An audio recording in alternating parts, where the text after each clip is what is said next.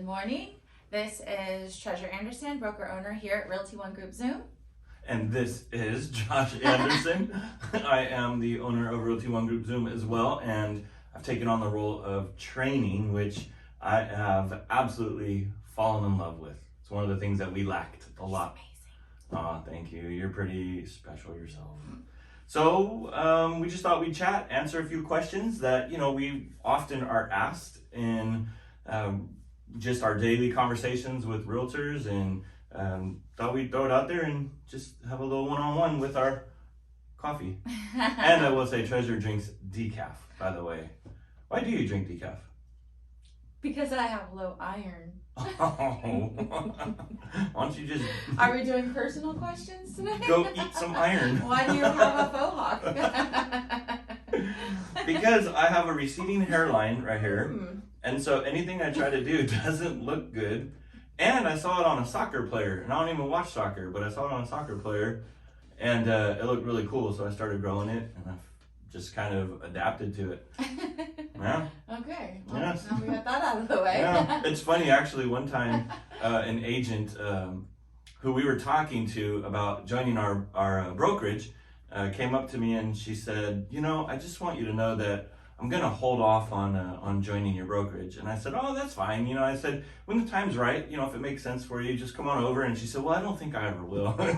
And I said, oh my God, did I offend you? Like, my breath stink? Like, what did I do? And she said, no, I had a conversation with my broker, and my broker, posed the question that, well, what happens if you have to go to court or your files get subpoenaed? Do you want a guy with a haircut like that representing you? Hey, and if you want to know what brokerage it was, message me. Oh my gosh. I remember that. That was hilarious. Isn't that a trip? And I just thought, well, you know what? At least my hair is making some noise. So, it's... I think that's something to talk about. Being stuck in that, older thought of what a realtor should be, right? Kind of like that stuffy realtor, not, fun, down to earth, changing with the times type realtor. So that's a good example of staying stuck. Yeah. I mean, we always hear, we should move forward, at all points in our life, and never go backward, and I kind of disagree with that to some level. And here's what I mean by that. Like, I feel like as long as we're always making movement, we're at least moving towards something, right? And even if we're going backward, we're still moving. It's that point when you get stuck that you just don't move. There's no movement going on around you. You have that mentality of, I can't move forward, and you just stay in a position. And really nobody wants to be around someone that's stuck, And so I feel like even if you do happen to go backward in life or in your business or your career, it's not as detrimental as being stuck. So to your point, 100%, be comfortable with yourself, make some change and grow. Yeah, the people that are meant to work with you you'll attract. So Right. It doesn't matter if you have a mohawk, tattoos on your face. Yeah. Yeah. Yeah. Yeah. As long as you love yourself, you will perform the best. In fact, I was talking to Luis Medina yesterday. We were texting back and forth, and he was talking about how he has big goals, for 2022. And I told him I have big goals for 2022. And, we were both talking about working out because we bought his gym set. So we put it in our garage, and, and he made the comment, that we've got to stick to it. We've got to be consistent with working out, because for him, he said, when he's feeling like he's at his best, his personal body best, he's building that foundation, he feels like he's able to perform better in all areas of his life. And, I thought, man, can, watching someone work out do that? Because I really don't want to do it. But it's those things we have to do, right? Yeah. So how come you don't have a faux hawk? In about 30 years, I probably will. Hey, hold on, look. You do have a faux hawk right here. That's nice. I like it. Yeah. Hopefully this isn't a vegan talk thing. Okay, well, let's get back to the subject at hand. Yeah, so what advice would you give to realtors in general? Maybe seasoned, maybe brand new, just what advice? Realtors in general, I would say stay connected. Right now, we've all gone through the COVID pandemic, and, it's done a lot of different things to people, with their mental health, just being able to be out and around people. And really, I say, if you have an office, Definitely plug in, go in, hang out, be around other people, and that's just going to change your mindset if you're in a rut. But having a good mentor also, a mentor that cares about you and your needs and where he can take you, she can take you, that's really huge for me. You got to have someone, and they have to have a caring heart and just want to see you do well, before themselves, really. If you're going to be in the leader position, it needs to be about your team. And I feel like, there's a lot of hype, there's a lot of movement, there's a lot of, changes with every new year. That's just, something that's going to happen. And when you make those changes, you need to make sure they're benefiting you. Yeah, no, that's great advice. I'd say along those same lines, don't be afraid to hang out with someone that's doing better than you. Well, a word of caution would be, if the person who is doing better than you that you've reached out to make that connection with doesn't want to share what makes them successful or what could help make you successful, then maybe don't spend your time there. The return on that investment is just not going to happen, and you're going to find yourself in the same position you've always been. So don't be afraid to hang out with someone doing more than you. It's highly encouraged within our company. What we have nearly 150 agents, and between Stockton, Modesto, and Tracy. And we often look at our office meetings or our weekly trainings. We look at them as like a hot fire, and coming into one of the offices is going to keep you warm. It's going to keep your business moving. It's going to keep you energized. Like Treasure said, if you have an office come in, we find that the further away you go from the office, the colder you get. So feed off of everyone else's energy.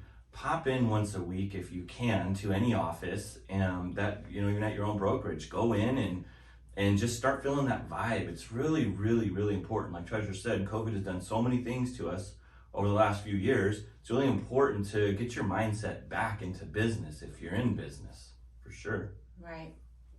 Yeah, this last year was the hottest year in real estate, and we saw a lot of lives changed. A lot of agents made more money than they knew what to do with. A lot of them overspent the money that they had coming in, but I feel like, there's business out there for the agents that are feeling in a slump. There's always business. It's just attracting, going out there, not being afraid, not being a secret agent. Let everyone and their mother, brother, kid know that you're in real estate, but also on social media. That's been huge.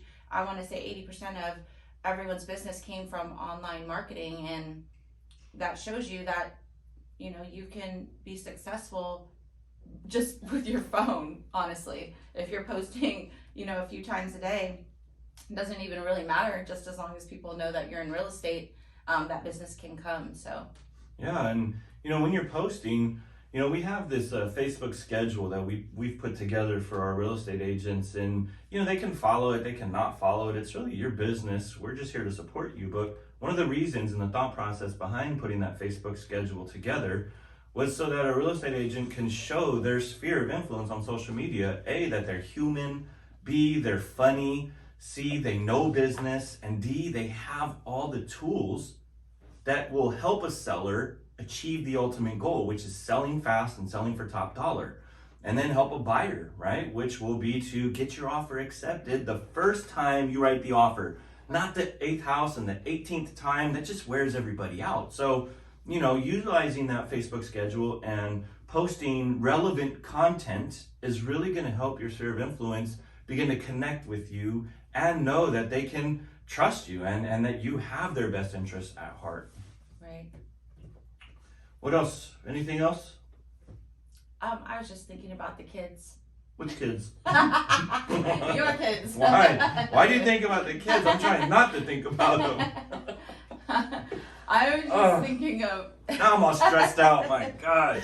I need a little attitude in this thing. I was just thinking of how it's all affected the kids. Like our kids have turned into little zombies, and all they want to do is be on TikTok or play Roblox or have us transfer money so that they can buy Robux. Like, it's just, I don't know. I feel like times are definitely changing, and kids are more aware of everything that's going on in the adult world, thanks to TikTok, which totally tricked us because it started off as a cute little Mhm. app where the kids could sing songs and, you know, make little dance moves, and now it's just turned into something crazy. But Yeah, you know, I would say find that balance. You know, yes. find that balance in your life, even if, you know, you have to, you know, give something up, give it up, you know, to make more time at home, make more time with the family, you know, put in a solid,